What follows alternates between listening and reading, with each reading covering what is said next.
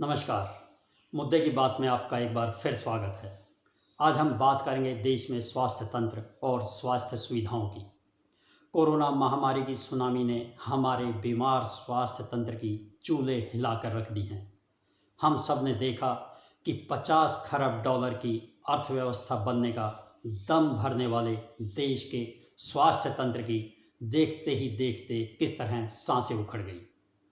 हालात काबू से बाहर होने के बाद कुंभकर्णी नींद से जागी केंद्र तथा राज्य सरकारों के हाथ पांव फूल गए और उन्होंने नागरिक संगठनों के साथ तथा सामाजिक संस्थाओं के साथ मिलकर आनन फानन में स्टेडियमों, धार्मिक परिसरों, विश्वविद्यालयों और अन्य खाली पड़े स्थानों पर युद्ध स्तर पर अस्थायी कोविड अस्पताल बनाने शुरू कर दिए।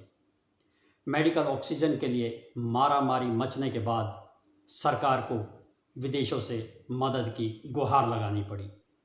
जल, थल, नभ और रेल मार्गों से मेडिकल ऑक्सीजन कंसंट्रेटरों और खाली सिलेंडरों को लाने के लिए जिस तरह से युद्ध स्तर पर अभियान चलाया गया, इससे पहले ना हमने कभी देखा और ना कभी सुना। मुद्दे की बात यह है कि यह स्थिति क्यों पैदा हुई। इसका सीधा सा एक ही कारण है कि आज़ादी के बाद से अब तक सरकारों ने स्वास्थ्य सुविधाओं को कभी प्राथमिकता दी ही नहीं। आपको यह जानकर ताज्जुब होगा कि आज़ादी के 7 दशक बाद भी देश में स्वास्थ्य क्षेत्र पर खर्च सकल घरेलू उत्पाद यानी जीडीपी के केवल 1 से 1.5% से आगे नहीं बढ़ सका। यही हाल राज्यों का भी है। किसी भी राज्य ने कभी बजट में स्वास्थ्य को उतनी प्राथमिकता नहीं दी जितनी दी जानी चाहिए थी। हमारे लिए शर्म की बात यह है कि पाकिस्तान और बांग्लादेश जैसे देश भी अपने जीडीपी का 3% स्वास्थ्य क्षेत्र पर खर्च कर रहे हैं। मेडिकल जर्नल लॉन्सेट के वर्ष 2018 के स्वास्थ्य सुविधा सूचकांक में भारत का 195 देशों में 145वां नंबर था, जबकि चीन 48, श्रीलंका 71वें और बांग्लादेश 133वें नंबर पर था। स्वास्थ्य सुविधाओं के साथ साथ डॉक्टरों के मामले में भी स्थिति गंभीर है और विश्व स्वास्थ्य संगठन के अनुसार जहां प्रति 1000 लोगों पर 1 डॉक्टर होना चाहिए, वहां भारत में 1400 से भी अधिक लोगों पर 1 डॉक्टर है। ग्रामीण क्षेत्रों में हालात और भी बदतर हैं और वहां करीब 10,000 लोगों पर 1 डॉक्टर है। वर्ष 2016 में विश्व स्वास्थ्य संगठन ने कहा था कि स्वास्थ्य कर्मियों यानी डॉक्टरों, नर्स और अन्य को मिलाकर 10,000 लोगों पर 44 स्वास्थ्य कर्मी होने चाहिए। उस समय भारत में यह आंकड़ा इससे आधा था। इसके बाद बारी आती है वेंटिलेटरों तथा अन्य जीवन रक्षक प्रणालियों की। कोरोना महामारी से पहले सरकारी अस्पतालों में आईसीयू बिस्तरों तथा वेंटिलेटरों की जो स्थिति थी वह बेहद शर्मनाक और शोचनीय थी। पिछले वर्ष कोरोना महामारी के चक्रव्यूह में फंसी सरकार ने मजबूरीवश मौजूदा वित्त वर्ष के बजट में स्वास्थ्य क्षेत्र के लिए जीडीपी का करीब 2.5% प्रावधान किया है और जिसे ऐतिहासिक तथा पता नहीं क्या क्या संज्ञा दी जा रही है। देखने की बात यह है कि बजट में बढ़ोतरी से स्वास्थ्य सुविधाओं में कितनी बढ़ोतरी होगी।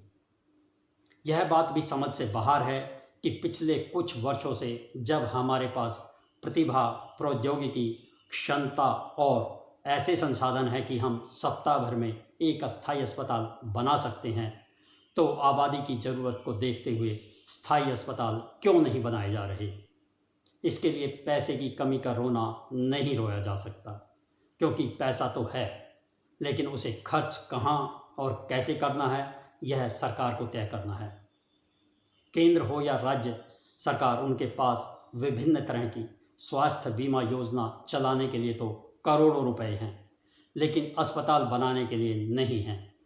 दिल्ली सरकार की ही बात करें तो उसके पास अस्पताल के लिए एक एमआरआई मशीन खरीदने का पैसा नहीं है, लेकिन समूची आबादी के निजी अस्पताल तथा प्रयोगशालाओं में एमआरआई कराने का कई करोड़ रुपए का बिल देने के लिए उसके पास पैसे हैं। दिल्ली के पते का आधार कार्ड दिखाओ और 5 सितारा सुविधा वाले निजी केंद्र में मुफ्त में एमआरआई कराओ। और सत्ताधारी पार्टी को वोट दो। मशीन खरीदने और अस्पताल बनाने की किसे परवाह है? सरकार निजी अस्पतालों को पैसा दे रही है और वह अपनी स्वास्थ्य सुविधाओं को निजी अस्पतालों जैसी क्यों नहीं बनाती? सरकार के पास बिजली और पानी फ्री देने के लिए पैसा है, लेकिन एमआरआई मशीन खरीदने तथा अस्पताल बनाने और डॉक्टर तथा स्वास्थ्यकर्मी भर्ती करने के लिए पैसा नहीं है। तमाम राज्य सरकारें वोट के लिए अलग अलग तरह की ना जाने कितनी मुफ्त योजनाएं चला रही हैं। केंद्र हो या राज्य सरकार, हर कोई शोशेबाजी और शिगुफेबाजी में विश्वास करती हैं, जिससे कि हल्दी लगे ना फिटकड़ी और रंग भी चोखा आए।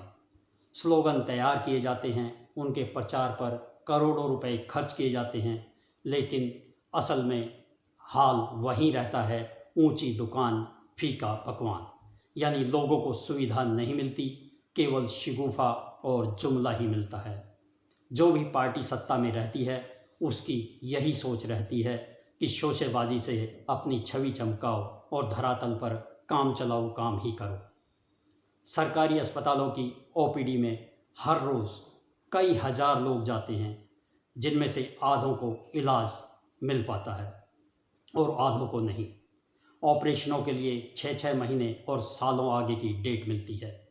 ऐसे में सरकार को क्यों नहीं महसूस होता कि और अस्पताल बनाए जाने चाहिए? उसे इसलिए महसूस नहीं होता क्योंकि कोई भी राजनेता या नौकरशाह इन सरकारी अस्पतालों में इलाज नहीं कराता।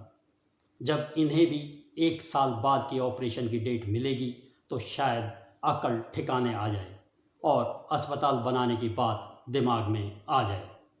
अभी कोरोना महामारी के दौरान ही कितने नेताओं या नौकरशाहों ने एम्स को छोड़कर किसी अन्य सरकारी अस्पताल में इलाज कराया? एक ने भी नहीं। हमारे मंत्री महोदय सांसद और विधानसभाओं में खड़े होकर जोश के साथ ऐलान करते हैं कि फला जगह पर फला अस्पताल बना दिया और फला में यह सुविधा कर दी।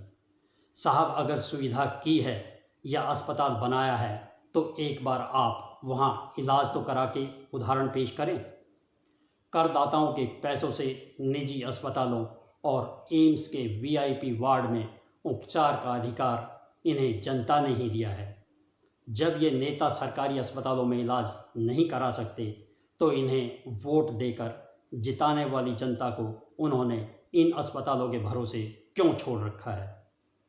यहाँ इस बात पर भी विचार किए जाने की ज़रूरत है कि अब जितने भी अस्थायी कोविड अस्पताल बनाए गए हैं वो क्या मुफ्त में बन गए हैं? इनमें से ज़्यादातर अस्पताल पिछले वर्ष भी बनाए गए थे और उसके बाद डिसमेंटल किए गए। इस वर्ष इन्हें फिर से बनाया गया। इन्हें बनाने और फिर डिसमेंटल करने के काम में क्या पैसा नहीं लगता? इसमें जितना बड़ा खर्च हो रहा है इसका अंदाज़ा आसानी से लगाया जा सकता है।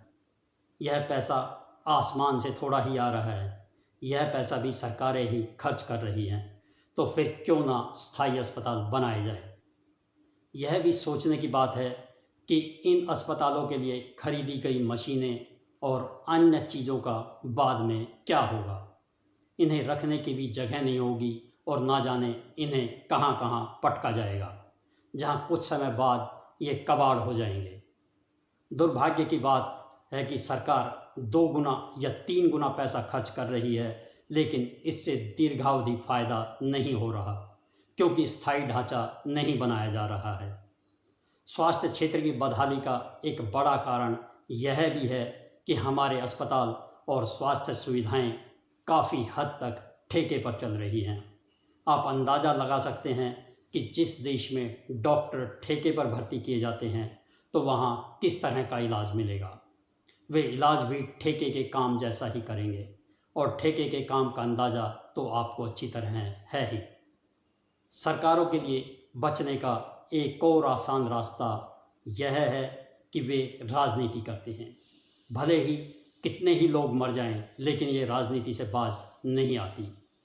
केंद्र राज्य पर तथा राज्य केंद्र सरकार पर आरोप लगाते हुए एक दूसरे पर अपनी नाकामी का ठीकरा फोड़ते रहते हैं और जनता इनके इस खेल में उलझ कर रह जाती है। एक और बात, इस फ्री बांटने की प्रवृत्ति को किसी भी तरीके से उचित नहीं ठहराया जा सकता।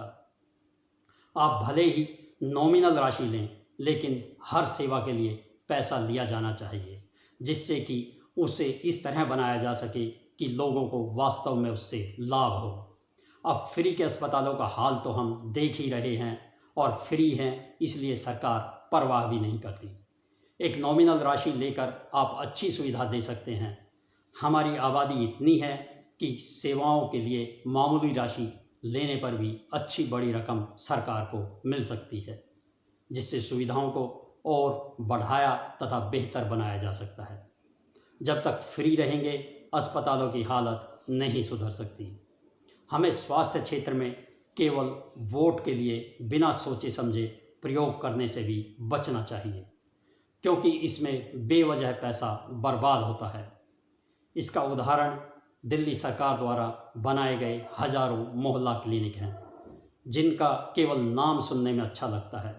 सवाल यह है कि आज उनकी हालत क्या है। उनमें से कई बदहाल और वीरान पड़े हैं। ये फ्री में थोड़े ही बने थे, इन पर भी अच्छा खासा पैसा खर्च हुआ था।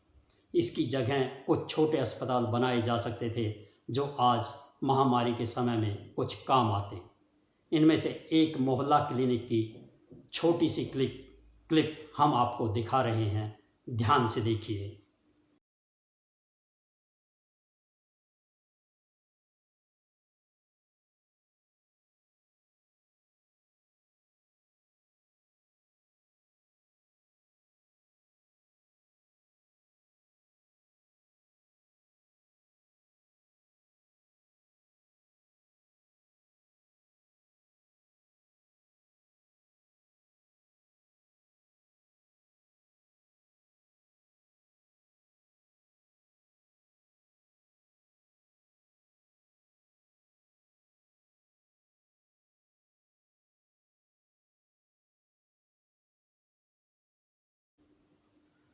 तो देखा आपने, ये है मोहल्ला क्लिनिक का हाल।